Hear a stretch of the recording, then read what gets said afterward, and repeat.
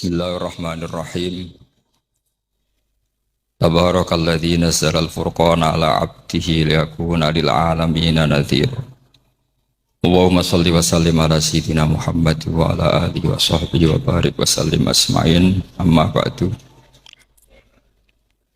Ingkang kula hormati Kyai Haji Abdul Hanan wa ahli baiti, sedanten kanca-kanca santri peminat ilmu tafsir dan ilmu hadis ingkang kula hormati. Berbicara tentang ilmu tafsir, ada beberapa ulama yang menghindari kata tafsir karena makna tafsir itu memaknai atau menduga apa yang dikehendaki Allah. Tentu itu sulit. Satu, bahwa faktanya kita sudah tidak bisa komunikasi dengan Allah karena tidak ada wahyu lagi. Sehingga dari kehati-hatian ini pernah suatu saat Abu Bakar ditanya, ma makna abban fi qaulihi ta'ala wa faqihatan wa abba. Beliau menjawab, saya tidak lagi pantas hidup di atas bumi, di bawah naungan langit, jika saya mengatakan naqulu fil Quran, jika saya harus berpendapat tentang Quran apa yang tidak saya ketahui. Itu kehati-hatian yang dilakukan Sayyidina Abi Bakrin As-Siddiq.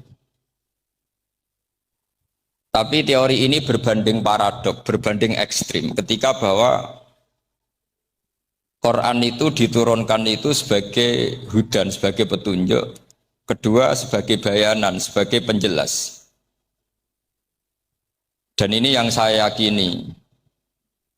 Kalau sebagai penjelas, Quran itu harus jelas sekali dan bisa menjelaskan. Dan Quran mensifati dirinya wal kitabil mubin, demi kitab yang memberi penjelasan. Sehingga dari sudut ini, orang kafir pun mungkin memahami Quran. Dan menurut saya orang kafir pun bisa paham Quran. Kalau Ahok itu melintir Quran, tidak memahami Quran, paham? Senok harganya itu melintir Quran, tapi tidak memahami Quran. Tapi bahwa Quran itu bisa difahami orang kafir itu ya.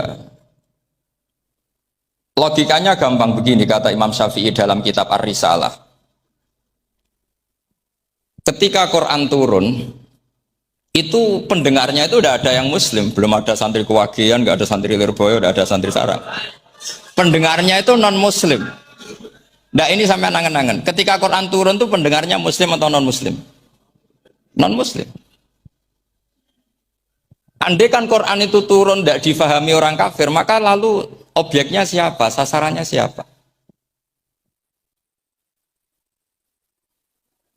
Nah sebab itu akan aneh kalau kita yang mondok, misalnya ngaji Edkon, ngaji Alfiyah, ngaji Ulumul Quran, apa saja.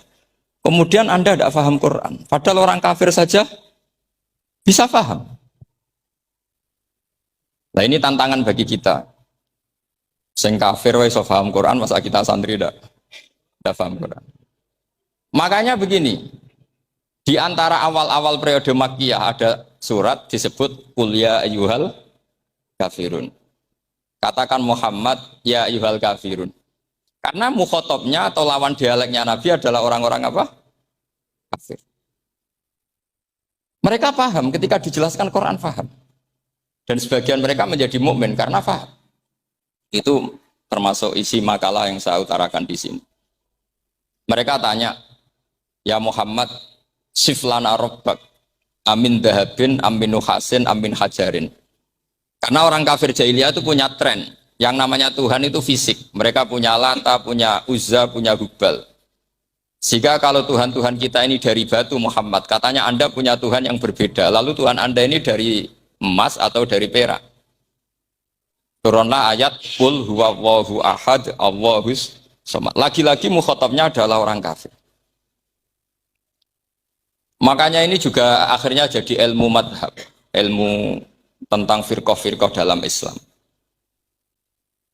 Bahwa kesalahan terbesar orang Khawarij, sebagaimana yang dikutip Imam Bukhari, Nanti sama cari di juz 4 atau di juz 3, pokoknya di bab babu qitalil khawarid, karena Imam Bukhari punya adat diulang-ulang.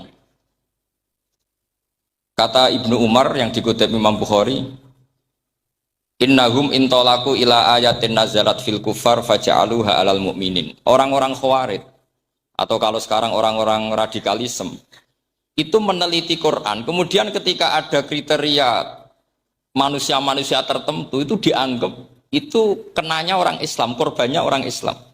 Padahal awal mula ayat ini turun untuk orang kafir atau kritikan pada orang kafir. Ini cilaka betul. Karena logikanya seperti yang dikatakan Imam Syafi'i, ketika Quran turun, ini nggak ada orang Islam, yang ada orang kafir. Jika mukhatabnya adalah orang kafir. Tapi ayat-ayat ini nanti dipakai khawarid untuk mengcounter orang Islam. Sehingga mereka mudah mengkafirkan kita karena pakai ayat yang dari awal Allah mengkafirkan orang kafir, sekarang ayat itu dipakai mengkafirkan orang Nawa. Ini saking gebleknya orang apa? Khawarid. Makanya kata kitab Fathul Bari yang menyarai Bukhari itu, yang mendorong orang khawarid seperti itu adalah jahluhum bisyariah. Memang mereka benar-benar bodoh, benar-benar goblok. Misalnya kita kiai atau kita ma'arif atau kita santri atau kita orang soleh. Kemudian kita tidak bisa melakukan apa yang kita katakan. Terus kita lah, kita kena kritik misalnya atak murunan nasa bil birri napa? Watan sauna anfusakum wa antum taslunal kitab. Terus kita katanya bisa ngomong tapi tidak bisa melakukan, terus dikritik dengan ayat itu. Itu mestinya tidak tepat. Karena itu asbabil nuzulnya adalah orang-orang Yahudi karena tahu bahwa sifat Rasulullah itu ada di Taurat, mereka menyuruh keluarganya itu masuk Islam, tapi mereka sendiri tidak mau Islam. Kemudian turunlah ayat atakmurunan nasa bil birri wa tansawna anfusakum wa antum taslunal kitab. Afala ta'qilun. Sekarang perbandingannya begini. Misalnya ada orang Islam, taruh saja Zaid. Zaid itu maling. Ya maling, konsisten dia malingnya sampai tua. Terus menurut Anda, Zaid yang muslim ini, muslim, Zaid itu muslim tapi maling. Jangan bilang maling tapi muslim, dia tuh ya. Kemudian Zaid bilang ke anaknya, "Cung, kowe aja dadi maling, dadi santri sing soleh, sing maling bapak tok." Nggak. Ini menurut analisis usul fikih. Ngomongnya Zaid itu benar apa salah? Benar kan? Nasihatnya ya benar, ngomongnya juga. Kamu tidak bisa ngeritik Zaid. Kamu bisa ngomong tapi tidak bisa melakukan, tidak bisa. Fa'innal amro bil ma'ruf wajib. Wal qawla bil ma'ruf ya wajib. Wal qawla bil haqqi ya wajib. Jadi itu hal yang berbeda. Misalnya fa'innal amro bil ma'rufi wajibun. Memerintahkan barang baik itu baik. Wa innal qawla bil haqqi ya wajib, mengatakan yang hak itu ya wajib. Berarti Zaid tetap kena khitab. Kamu harus nasihati anak secara benar. Kamu juga harus ngomong hukum secara benar. Lalu ketika Zaid ngomong hukum secara benar, "Cung aja maling, maling ku dosa. Cung aja nerusno profesine bapak maling, maling itu tidak benar." Dia berarti sudah melakukan dua kebenaran, yaitu ngomongnya benar, nasihatnya benar. Dia salah, perilakunya tetap maling. Tapi jangan karena dia maling lalu omongannya enggak salah juga, berarti salahnya malah tiga. Makanya ini pentingnya ngaji sama ulama, sama ahli usul fikih. Jadi tidak bisa dicampur adukkan. Zaid gagal dalam perilaku, tapi jangan gagal lagi di nasihat. Nanti kalau dia tidak nasihati, maka anaknya terus maling, alasannya niru bapaknya. Karena bapaknya kalau mau nasihati nanti disemprit sama santri-santri. "Pak, sampean ora oleh nasihati anake ora usah maling, sampean dhewe maling." Oh, enggak bisa cara usul fikih. Itu malah yudroku kulluh, la yudroku napa? Kulluh, atau bahasa populernya al-maisur la yasqutu bil ma'sur. Misalnya kita sebagai kiai hanya bisa takrib, hanya bisa jurumnya. Apa yang muda Fathul Mu'in cek abote. Bulet, maknane bulet. Kamu tidak boleh ngomong gini, "Cung, kowe sebagai muridku kudu nurut aku. Nak gurumu goblok tok takrib, kowe tok takrib wae." Gak oleh ngelangkai guru, gak sopan gitu misalnya. Gak boleh gitu. Tetap kita ngomong, "Cung, kowe aja koyok aku. Kowe kudu alim Fathul Mu'in, alim Fathul Wahhab. Karena tidak bisa protes. Pak guru sendiri tidak bisa. Kebenaran tetap sebagai kebenaran meskipun kita tidak kuat melakukan atau tidak bisa melakukan. Lagi-lagi ayat itu sebenarnya ada untuk kita, untuk orang Yahudi, ta'murunan nasa bil birri wa tansawna anfusakum wa antum tatlunal kitab.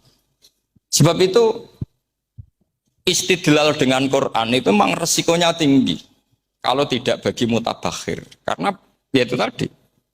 Ini harus ada pengetahuan yang luas tentang asbabun nuzul, tentang kriteria. Nah, kalau terpaksa, saya katakan terpaksa, kalau terpaksa kita itibar itu boleh, tapi itu terpaksa. Bahwa Allah mengkritik orang yang bisa ngomong tapi tidak bisa melakukan. Tapi itu secara usul fikih itu runyam. Teori ini runyam sekali, fatal. Sama lihat tuh di kitab Bajuri atau di kitab-kitab fikih yang lain. Ketika Shahibil Burdah atau Shahibil Bur'ah itu yang Imam Busiri itu Muhammad bin Busiri. Ini ku salah nama tapi kadung populer. Jadi sebetulnya Imam Busiri itu Shahibil Bur'ah bukan Shahibil Burdah tapi kadung terkenal Burdah kita ikut-ikutan apa? Burdah. Imam Busiri itu ngeluh, saya ini orang yang banyak kesalahan. Di antara salah saya adalah saya bisa ngomong tapi tidak bisa melakukan. Yaitu saya ngomong misalnya orang supaya tahajud, saya tidak tahajud. Saya ngomong orang supaya sholat sunat, saya nggak pernah sholat sunat. Itu sarahnya itu yang menyarai itu kan Imam Bajuri itu yang sarah Burdan. Itu mengkritik begini. Kalau Anda ngendikan itu fi ma'radi dzammin nafsi, yaitu dalam konteks Anda mengkritik diri sendiri oke. Tapi omongan Anda salah. Karena secara usul fikih fatal. Fatalnya begini. Misalnya saya nggak pernah tahajud, ya mungkin itu nyata, mungkin itu nyata. Apakah kemudian saya tidak boleh mengatakan at-tahajjudu sunnatun? Apa saya diwajibkan diam hanya karena saya tidak pernah tahajud, terus saya seorang kiai yang haram mengatakan at-tahajjud sunnatun? Saya harus tetap mengatakan kalau tahajud itu sunnah. Saya kalau punya santri terus saya bilang, "Cung, napas nganggur yo, tahajud. Tahajud itu sunat." Karena mengatakan kebaikan pasti bagian dari kebaikan itu sendiri. Makanya kata Imam Bajuri, "Fakaifa yakunul amru bil ma'rufi mazmuman." Bagaimana mungkin sesuatu yang jelas baik karena memerintahkan kebaikan mazmuman? Menjadi sesuatu yang tercela hanya karena yang mengatakan tidak melakukan. Fa innal fi'la ya amrun wal hukmu ya amrun akhar. Itu beda. Jangan karena Anda tidak minum teh karena diabetes. Terus Anda kalau ada tamu tidak disuguhi teh. Karena saya sendiri tidak minum teh. Wah ya repot kan gitu. Itu lagi-lagi tadi orang Khawarij salah ketika mengartikan ayat yang harusnya objek kritiknya itu orang kafir, kemudian karena Quran lama sekali dibaca orang Islam, sampai orang itu lupa kalau Quran awalnya turun diantaranya adalah membenahi akidahnya orang kafir, sehingga korbannya orang Islam. Itu mirip seperti cerita kita ya, santri-santri itu kalau punya musuh, itu baca Hizib Nasor. Dulu pengarang Hizib Nasor itu musuhnya orang fasik, sehingga dihizib. Santri ora duwe musuh wong fasik, duwene kancane dhewe. Akhirnya kancane yang kena hizib. Nah ini penting saya aturkan ya, sama seperti itu. Lama sekali Quran itu hanya dibaca orang Islam dan komunitasnya Muslim. Sehingga seakan-akan semua kritikan Quran itu pada orang nopo Islam. Padahal jelas Quran ada qul ya ayyuhal kafir. Jelas mukhatabnya orang kafir. Sadaqata lakum dinukum waliyadin. Nah ini penting kalau aturakan. Makanya kalau melihat itu, Quran jelas bisa difahami orang kafir. Bahkan banyak orang kafir yang menjadi muslim karena faham maknanya apa? Faham maknanya Quran. Itu jelas sekali. Itu masyhur sekali dialeknya Nabi dengan Walid bin Mughirah, dengan Utbah, dengan banyak sekali termasuk dengan Abu Jahal, dengan Abu Lahab. Bahkan orang-orang kafir Quraisy itu menyewa namanya Musailamah Al-Kadzab. Kalau di sini umumnya baca Musailamah apa Musailimah? Trennya di sini. Pakai fathah ya. itu entah ya, nggak tahu saya yang masalah yang mana itu kan, karena memang kalau dalam ilmu riwayat itu sekali salah baca itu kasus betul, kayak Sa'id bin Musayyab atau Sa'id bin Musayyib itu ketika beliau sugeng itu kalau dipanggil Sa'id bin Musayyab itu marah besar, karena maknanya Sa'id al Musayyab itu yang ditawan. Makanya beliau bilang sayyabatni Irak wa anal Musayyib. Orang Irak mengatakan saya ini ditawan, sebenarnya saya yang menawan mereka. Tapi al-masyhur itu dibaca Sa'id bin Musayyab. Padahal dia tidak mau dipanggil Sa'id bin Musayyab. Sa'id bin Musayyab. Karena nama ini penting. Pentingnya begini. Ini kata Rasulullah kalau sedang guyon. Kata Nabi, mbok kamu itu sekali-kali mikir. Kenapa saya ini diberi nama Allah Muhammad? Ini hadis sahih di Bukhari, ada di Kitabul Adab. Banyaklah teks ini. Kenapa ya Rasulullah? Allah itu senang bingung wong kafir, kata Rasulullah. Karena Abu Jahal kalau manggil saya jadi bingung. Itu kalau orang Arab kan pasti tahu maknanya. Muhammad maknanya orang yang terpuji. Jika kalau Abu Lahab ngomong itu jadi paradok. Hei orang yang terpuji, kamu bohong. Kan jadi aneh. Ya Muhammad kadzabta. Hei Muhammad kamu bohong. Kalau diterjemahkan hei orang terpuji, kamu bohong. Itu akhirnya sahabat tertawa-tawa. Karena cek pinter deh pangeran milih nama kamu ya Rasulullah. Karena ini bingungkan musuh. Gitu. Makanya kalau kamu udah anak kiai, itu anak kamu panggil namakan saja Agus. Pasti satu pondok manggil Gus semua. Itu aman. Itu. Oh itu mbok yang nggak seneng tetap panggil Gus. Karena kalau untuk Gus putra kiai kan butuh di bapak kiai, kan bapak ayus kadung rakyai itu kan. Itu ada triknya, yaitu anaknya dinamain Agus. Nah, itu Rasulullah itu sudah dipilih sedemikian rupa oleh Allah. Perilakunya benar, ahwalnya benar, sak namanya juga benar. Sehingga ketika Abu Jahal, Abu Lahab tahu bahwa nama Muhammad ini problem, karena ini madah. Madah itu memuji. Sehingga mereka kalau mencari Muhammad itu bilang, Ainal madmum. Mana orang yang tercela? Terus orang-orang Quraisy tidak paham, kamu nyari siapa? Akhirnya mereka bilang, Ana atlubu Muhammad, dan saya cari Muhammad. Akhirnya bilang Muhammad lagi. Nah, itu. Nah, Quran juga main di ranah nama. Sehingga Abu Jahal itu namanya kan Abul Hakam. Orang Islam dari awal memanggil Abu Jahal. Karena kalau sampai kita manggil Abul Hakam, kita akan mengalami paradok, ya Abul Hakam, hei bapak dari semua kebijakan, kamu begini kan kacau. Makanya itu dari sini orang nggak boleh salah apa? Salah nama. Ini penting kalau aturakan karena kadang menganalisis Quran itu satu bilisanin Arabi mubin, kata Imam Syafi'i, wa innahu latanzilu rabbil alamin nazala bihir rohul amin ala qalbika litakuna minal mudhirin bilisanin Arabi mubin. Di antara kata Imam Syafi'i ini, di antara aturan pokok memahami Quran adalah dia malian bil Arabiyah. Dia sangat-sangat menguasai bahasa Arab. Itu masyhur dalam dialog Imam Syafi'i ini. Saman kalau ngaji takrib atau Fathul Mu'in, syarat sahnya tayamum lil musafir itu apa? Tolabul ma. Mencari apa?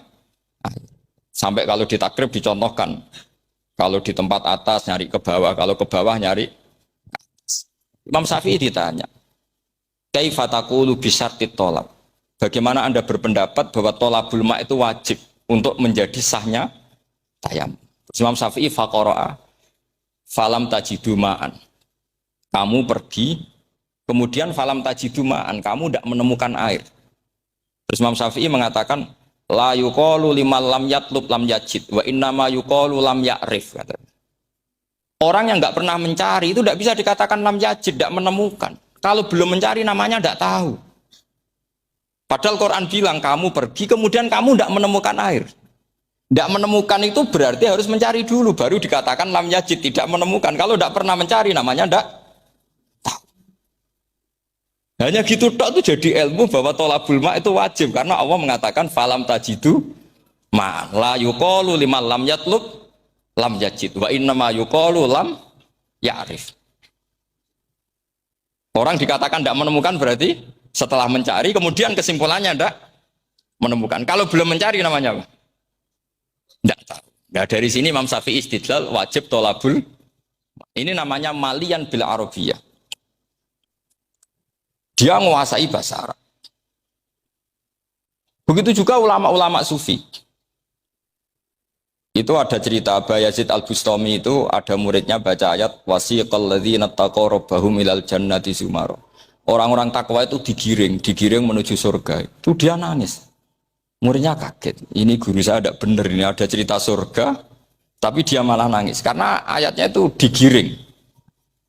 Terus kata Abu Yazid, mereka itu di mana saja? Masa ke surga aja butuh digiring? Ke surga itu kan nikmat, ngapain butuh digiring? Saya tidak mau, kata dia. Abu Yazid itu nggak mau digiring ke surga, itu nggak mau. Muridnya kan tambah kaget. Memangnya mau neraka kan gitu pikirannya itu. Ternyata beliau jawabnya sederhana. Saya pas itu sudah dekat sama Allah sehingga tidak perlu digiring. Sebenarnya saya sudah panitia kiamat pas itu jadi nggak perlu digiring. Nah ini nanti penting jadi satu aturan ilmu ulumul Quran. Saya di rumah itu istiqomah ngajar Qawaidul Asasiyahnya Said Muhammad yang dulu ditulis abahnya Zubdatul Itqan oleh Said Alawi. Kemudian Zubdatul Itqan itu tentu dari kitab Itqan. Terus Said Alawi dulu ngarang kitab Faidul Khobir, sarahnya Faidul Khobir sama Sayyid Muhsin Al-Musawab. Dulu dari Padang, tapi hidupnya di Mekah. Saya dulu talaki sama Mbah Mun. Itu ternyata ada ayatnya. Innal muttaqina fi jannati wa nahar fi maq'adi sidqin 'inda malikim muqtadir. Sekarang sampean saya tanya. Menurut Anda semua orang kena hisab enggak? Enggak, sampean jawab saja. Menurut Anda ketika di mahsyar semua orang kena hisab apa enggak? Pasti kita menjawab iya. Tapi kata Said Muhammad, itu keliru. Enggak kebayang orang seperti Nabi kena hisab. Pasti yang kena hisab itu orang-orang yang enggak jelas. Nah, misalnya Nabi jelas baiknya, harusnya ya langsung nggak kena hisab. Karena tidak mungkin seorang saksi kok diaudit, tidak mungkin. Lo saksi itu di pengadilan kan nggak tersangka, nggak terdakwa, dia tidak boleh diintervensi oleh hakim.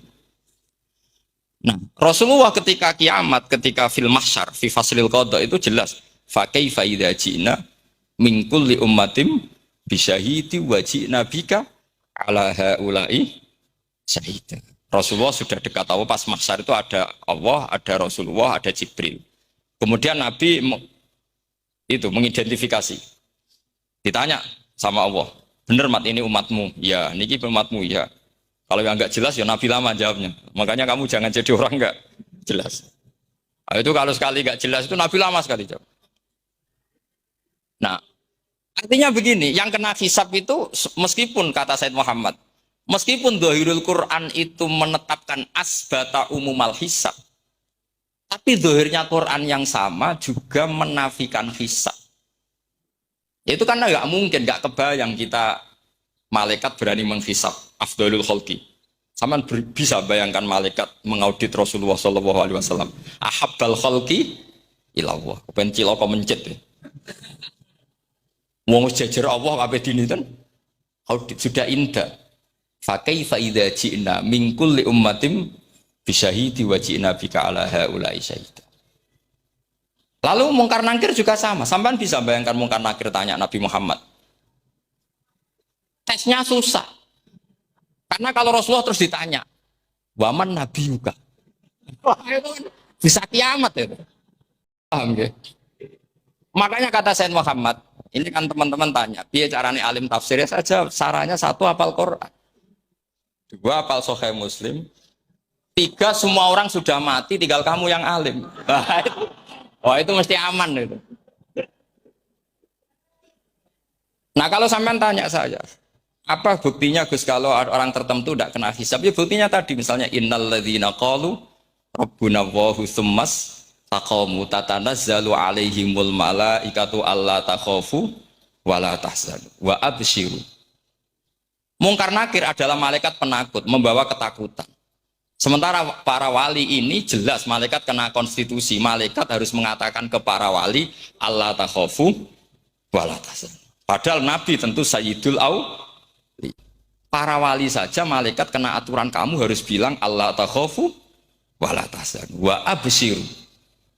Para wali kamu jangan susah, jangan gentar, kamu harus gembira. Kamu bisa bayangkan misalnya Mungkar Nakir bawa godok atau orang kalau dipukul ajul sak walang-walang. Kemudian kamu bayangkan si Abdul Qadir ngalami itu, Abdul Hasan Asyadali ngalami itu, Abu Yazid Al-Bustami. Kalau itu ngalami gitu semua, ngapain kita jadikan mursyid? Kan sama nasibnya dengan kita.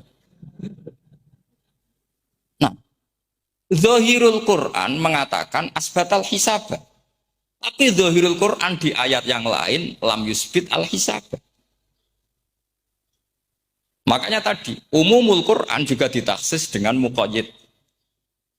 Yang mutlak ditaksis dengan yang muqayyad. Yang mujmal ya sama seperti itu, aturannya seperti itu, ditafsir sama yang mufassal. Sama orang kafir yang jelas, sampean bisa bayangkan malaikat ngaudit Fir'aun. Cek kurang penggaweane. Jelas eleke kok di audit. Misalnya Abu Lahab di audit, malaikatnya celaka mencet. Berarti dia gak percaya sama pernyataan Tuhan tabat yada abi lahabiu. Malaikat kok ngaudit Abu Lahab. Mungkin Gusti kula ceke. Nak menawi wonten nabi. Lho ki ora tau ngaji Quran tapi wong ayate tabat yada kok cek di cek. Nah, yang seperti ini masuknya kategori ulaikal ladzina satruse, mereka yang kafir bi ayati rabbihim wa liqaihi fahabitos a'maluhum fala nuqimu lahum yaumal qiyamati wasna. Jadi ada orang-orang kafir yang jelas kena aturan fala nuqimu lahum yaumal qiyamati wasna. Jelas kafirnya ya gak kena hisab, yang jelas nabinya, jelas wasinya juga gak kena hisab. Yang kena kita di tengah-tengah. Tapi ilmu itu ikut mainstream karena semua orang bilang ada hisab ya kita ikut-ikutan bilang, ya sudah gitu saja. Tapi kalau aslinya rapat yang percaya. Umumnya uang gerono mati ditalkin ya kita melok-melokan nalkin. Tapi kalau kadang ya gak kebayang. Iya nak wali-wali ditalkin. Makanya ada di dunia wali itu ada cerita Rabi'ah Dawiyah itu termasuk keramat beliau itu. Kalau Imam Sibawi kan dalam cerita wali kan ditanya Marrobuka. Ngapunten niku man mausul nopo istifham. Wah itu malaikatnya ndak pernah khataman alfiyah kan repot. Kalau Rabi'ah Adawiyah lebih parah lagi itu, beliau tuh nangis sekeras-kerasnya. Nangis terus.